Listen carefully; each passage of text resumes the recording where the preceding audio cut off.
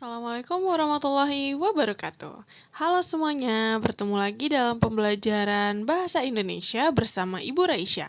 Kali ini kita masuk pada pembelajaran puisi yang ketiga, yaitu menulis puisi berdasarkan cerpen. Sudah penasaran bagaimana menulis puisi berdasarkan cerpen? Mari kita mulai. Tujuan pembelajaran pada hari ini adalah menulis kreatif sebuah puisi modern berdasarkan sebuah cerita pendek dengan memperhatikan ketentuan-ketentuan yang ada dalam penulisan puisi modern. Sebelum melakukan musikalisasi puisi, sebuah puisi perlu dipersiapkan. Penulis puisi dapat mengambil inspirasi puisi dari mana saja. Pada bab 4 ini, inspirasi puisi yang ditulis diambil dari sebuah cerpen. Sebuah puisi digubah dari tema yang dikembangkan dari gagasan pokok penyair. Beberapa tema puisi yakni tema ketuhanan, tema kemanusiaan, tema patriotisme, tema kedaulatan rakyat, dan tema keadilan sosial. Puisi yang sudah ditulis oleh penulis puisi akan dipelajari dan dipahami oleh kelompok penyaji puisi. Kemudian kelompok penyaji akan menyelaraskan nada puisi tersebut dengan alat musik yang dipilih. Wow, itu ya langkah-langkah dalam membuat musikalisasi puisi berdasarkan cerpen. Sepertinya membuat kita penasaran ya. Nah, pada pembelajaran kali ini kita akan lebih memfokuskan pada musikalisasi puisi. Dalam penyajiannya, musikalisasi puisi dibagi menjadi 3. Pertama, musikalisasi puisi awal, yaitu pembacaan puisi dengan iringan alat-alat musik. Yang kedua adalah musikalisasi puisi terapan, yakni mengubah puisi menjadi lagu dan dinyanyikan dengan iringan musik. Yang ketiga, musikalisasi puisi campuran, yakni penggabungan musikalisasi puisi awal dengan terapan. Nah, mungkin musikalisasi nanti yang akan kita bawakan yaitu musikalisasi puisi terapan, yaitu Ananda sudah mengubah puisi menjadi lagu dan dinyanyikan dengan iringan musik. Jadi tidak ada lagi pembacaan puisi yang diiringi musik. Mengubah suatu karya sastra menjadi bentuk karya sastra lainnya disebut dengan transformasi. Dalam melakukan transformasi karya sastra, dalam hal ini cerpen menjadi puisi, yang diubah adalah struktur dari karya sastra. Maksud dan tujuan penulis dalam karya sastra tersebut tidak diubah. Mulailah dengan membaca dan memahami teks cerita pendek. Temukan dan catat gagasan pokok dari cerita pendek, dan perhatikan tokoh-tokohnya, penokohan, dan sudut pandang cerita. Barulah nanti kita bisa menghasilkan cerpen yang sudah dialihwacanakan menjadi puisi. Selanjutnya, kita akan menulis bait puisi. Pada saat menulis bait puisi, tentukan sudut pandang yang akan digunakan pada puisi tersebut. Gunakan diksi, majas atau gaya bahasa, dan kata konkret yang dapat mendukung pengimajian dari isi atau tema cerpen tersebut. Yang seperti sudah kita pelajari sebelumnya, termasuk struktur lahir dan struktur batin. Nah, berikut ada sebuah cerpen berjudul Hataraki Baci, karya Awit Radiani. Bahasa Inggris dengan pengucapan payah petugas bandara membuat aku semakin sakit kepala. Sebenarnya aku enggan datang ke negeri ini, tapi Satoshi San mengirim undangan kehormatan Kongres Seni Budaya Asia yang mewajibkanku hadir. Atau aku dianggap tak menghargai hubungan baik antar negara. Angin musim semi mengibarkan ujung rambutku. Kesejukan Tokyo ramah menyambut. Sebuah airport limousine menghampiri, membuka pintu dan membawaku ke Tobu Levan di Sumidaku. Daerah pinggiran kota itu ditempuh dalam waktu 1,5 jam. Aku sedikit mual, mabuk perjalanan. Penyakit kampungan yang menunjukkan asal-usulku. Seniman kampung yang tiba-tiba menjadi duta seni mewakili negaraku. Sebenarnya aku tak siap dengan perjalanan ini. Di sepanjang jalan kulihat banyak kedai makanan yang membuatku sumringah. Aku ingin mencoba semuanya. Mencicipi sushi asli di tempat asalnya. Pengalaman yang tak bisa dinikmati setiap hari. Dari jendela kamar 1820, Tokyo Sky Tower berdiri menusuk langit. Ah, lagi-lagi sebuah menara landmark kota yang pamer ketinggian. Aku selalu menemukan bangunan seperti itu di setiap negara yang kukunjungi. Menara-menara yang saling adu tinggi, semuanya menyuguhkan pengalaman yang sama. Pemandangan kota dari tempat tinggi atau bentuk khas dari menara itu sendiri. Bila berdiri di bawahnya, takkan terlihat ujungnya. Bila naik ke puncak, tak terlihat pangkalnya. Terasa angkuh tak tersentuh, butuh waktu lama untuk memahami seluk-beluknya. Tahun lalu saat liburan ke Cina, aku tersesat di Shanghai TV Tower saat mencari toilet. Hal memalukan yang tak mungkin terjadi di Tugu Yogyakarta. Landmark yang lugu, sederhana, akrab, dan merakyat. Dalam sekali pandang akan terlihat pangkal dan ujung sekaligus. Bisa dipeluk, dicium, diusap sebagai kenangan. Aku meluruskan kaki di ofuro. Air hangat beraroma bunga merendam lelahku. Di depan cermin kulihat sabun bermerek sama dengan yang di toilet bandara. Aku geleng kepala. Merek Jepang memang ada di mana-mana. Di seberang hotel aku pun melihat papan nama restoran dengan brand yang sama seperti di Jakarta. Produk Jepang benar-benar menguasai dunia. Lalu apa yang akan kunikmati di sini? Semua ada di Indonesia. Selesai mandi, aku jalan-jalan seorang diri, berbekal peta dan buku percakapan bahasa Jepang. Tak lupa kartu nama hotel terselip di saku. Berani bertanya tetap sesat di jalan. Karena orang Jepang sulit berbahasa Inggris. Daripada bingung tak bisa kembali ke hotel, aku berjalan hanya sampai Kinshicho, stasiun kereta. 5 menit jalan santai dari hotelku, kaki-kaki manusia Jepang begitu cepat berjalan. Semuanya menyalip langkahku. Tak ada wajah yang bisa kuamati dengan jelas karena semuanya begitu bergegas. Sebentar saja tinggal punggung yang semakin menjauh, keluar masuk gerbang stasiun seperti kerumunan Hatarakibachi di mulut Chikatetsu, kutu pekerja yang keluar masuk lorong kereta bawah tanah. Benar-benar seperti menyeret kambing ke air membujuk Endo menemuimu. Satoshi menuang sake ke gelasku, lalu mengangkat gelasmu. Kampai! Mengajak seluruh peserta kongres minum. Kuteguk sedikit saja, sekadar penghormatan pada tuan rumah. Tak lama rasa hangat naik ke muka. Wajahku memerah, tapi tak semerah Satoshi. Ia menegak sakenya sekaligus. Orang Jepang minum untuk menghilangkan lelah dan stres karena pekerjaan. Minum sampai mabuk diperbolehkan. Asal tak mengganggu orang. Beda di kampungku. Orang minum karena tidak ada pekerjaan lalu mengganggu orang. Iki, teriakan mengajak kosongkan gelas terlontar. Tawa dan omongan ngawur mulai terdengar. Aku merasa tak nyaman. Perempuan dalam kumpulan lelaki mabuk tidaklah aman. Diam-diam kutinggalkan bilik restoran hotel tempat jamuan makan malam. Hendak kembali ke kamarku. Pintu lift terbuka sebelum aku memencet tombol. Sosok yang sangat kukenal keluar dari dalam kamar angkut itu. Lalu kami saling bertatapan hingga pintu lift tertutup. Aku tak jadi naik dan lelaki itu terpaku di depanku. Endo, apa kabar? Aku mencarimu di atas.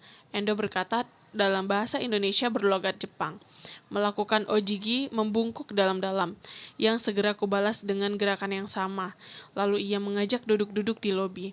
Setelah obrolan basa-basi kami sepakat jalan keluar hotel. Kau harus merasakan dengan kulitmu sendiri udara malam kampung halamanku, Nina-chan. Aku tersenyum. Dulu aku pun pernah mengajakmu semalam suntuk menjelajah Malioboro sampai Prawitora Taman. Boncengan dengan sepeda ontel tua yang disewa dari rental sepeda. Makan di lesehan, lalu bercekrama di perempatan titik nol. Di antara benteng Vredenburg, Gedung Agung, kantor pos dan bank negara, bangunan tua peninggalan Belanda yang masih kokoh hingga kini. Endo menggombal bahwa ia punya cinta seawet gedung-gedung itu. Aku sedikit mengejek. Mengawetkan cinta butuh formalin seberapa? Sementara memelihara kasih yang ada pun malas-malasan. Kenapa kau tak ikut makan malam? Tanyaku dalam langkah pertama di luar hotel. Lelaki muda itu menunduk. Poni lurus hitamnya jatuh menutupi mata. Kau merekomendasikan namaku pada Satoshi agar aku bisa mengikuti kongres budaya ini. Tapi kau sendiri tak hadir.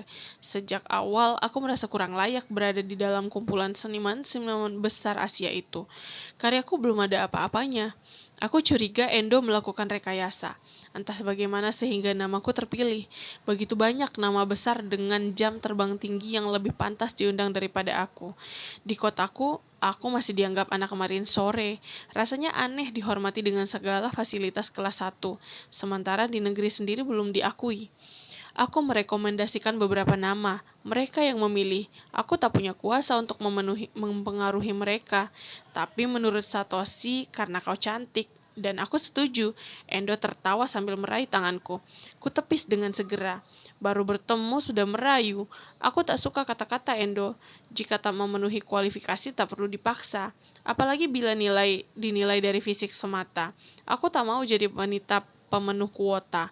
Sebuah hinaan atas karya perempuan. Di negara semaju ini kesetaraan pun masih berjalan timpang.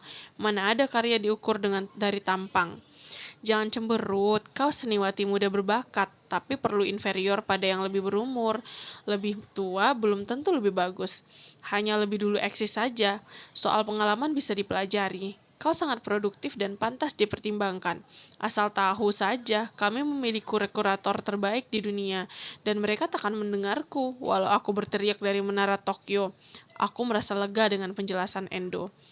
Kami memasuki Sokudo, memesan semangkuk ramen. Endo mengambil 2 pasang hashi, diberikan sepasang kepadaku. Aku makan berdua seperti di angkringan. Endo tertawa. Ayo makan berdua seperti di angkringan. Endo tertawa. Tawa yang seperti boneka, menguak kenangan lama. Kuakui pernah ada saat indah bersamanya, saat kami masih saling cinta. Tapi aku tak yakin mampu hidup rukun beradu kulit dengan orang asing. Endo menuangkan soyu banyak-banyak. Aku tak suka kecap asin itu. Lidahku terbiasa dengan kecap manis sejak kecil.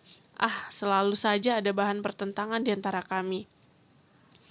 Pemuda Machida itu lahap menyeruput mie. Ia tampak begitu lapar. Keheranan aku bertanya, kalau kau selapar ini mengapa tak makan malam bersama yang lain? Endo pun peserta kongres. Ia punya jatah makan malam yang sama dengan kami. Kuletakkan sumpit bambu yang tak kubuka kertas membungkusnya di meja. Tak kuterima tawaran makan Endo. Aku masih kenyang dan tak punya minat untuk beromansa dengannya. Aku tak suka keramaian, kumpulan orang-orang membuatku berdebar-debar dan emosional. Lebih baik aku tak datang daripada bertingkah memalukan. Kuhela nafas. Setelah sekian lama, kukira ia sudah sembuh. Endo adalah seorang pemuda yang jenius, namun menderita Asperger syndrome, penyakit orang kreatif yang penyendiri dan eksentrik, korban tuntutan keadaan. Kemajuan zaman menciptakan kemunduran mental. Hari-hari sibuk dan persaingan ketat tak menyisakan ruang untuk menarik nafas, menciptakan kaum Hatarakibachi, kutu pekerja yang tak mengenal diam. Justru mereka bersalah jika harus istirahat, bahkan menganggap tidur adalah kesia-siaan. Kau lebih suka berkumpul dengan serangga-seranggamu kan? Sejak kecil, Endo memiliki ketertarikan luar biasa pada serangga. Hampir seluruh karyanya terinspirasi dari makhluk kecil itu. Ia pun terus mencari cara dan lokasi baru untuk menangkap serangga. Pemburuan serangga pula yang membawanya ke Indonesia dan mempertemukan kami. Ya, dan sekarang aku sedang merancang perangkap canggih untuk menangkap serangga langka, satu-satunya di dunia. Aku mengangguk, paham akan etos kerjanya.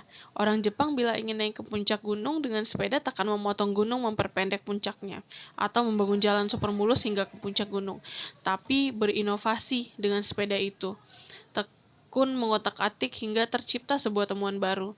Mungkin sebuah sepeda yang bisa merayap di tebing, atau sepeda yang mampu berjalan di atas pohon. Siapa yang tahu? Hidup di tanah penuh tantangan bencana membuat selalu berpikir bagaimana membuat potensi kecil menjadi besar. Sedangkan tanah negeriku begitu memanjakanku. Tongkat kayu pun bisa menjadi lagu. Serangga apa itu? Tanyaku dengan polos tanpa menyadari perubahan wajah Endo. Ia menggeser tubuh merapat kepadaku, lalu mendekatkan bibirnya ke telingaku berbisik manja dan merendah mesum.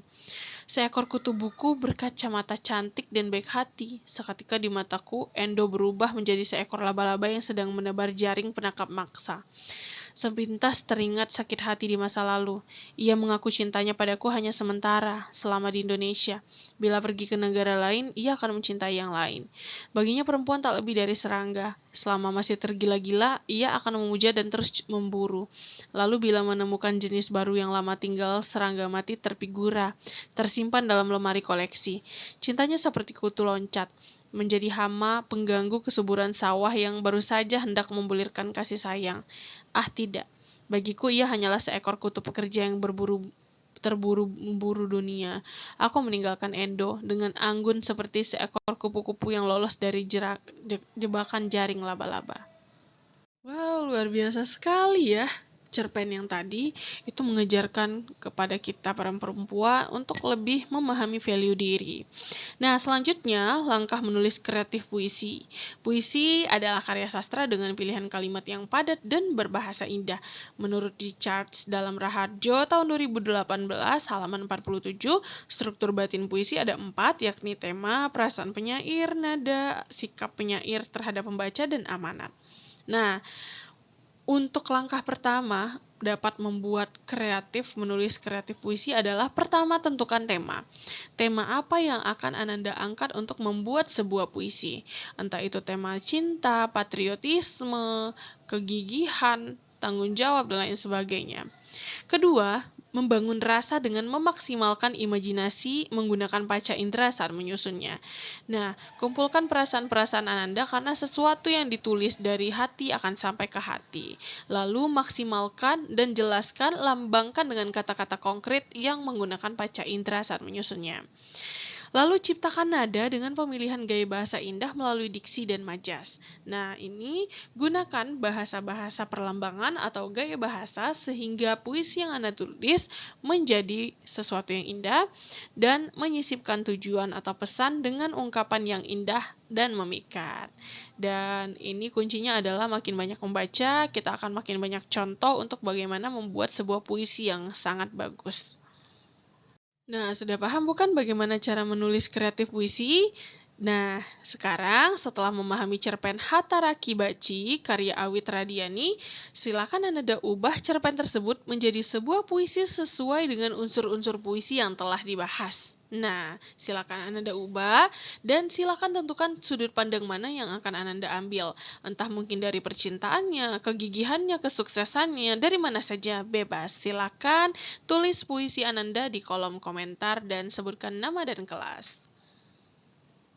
Sekian pembelajaran kali ini, sampai jumpa di pembelajaran selanjutnya. Wassalamualaikum warahmatullahi wabarakatuh.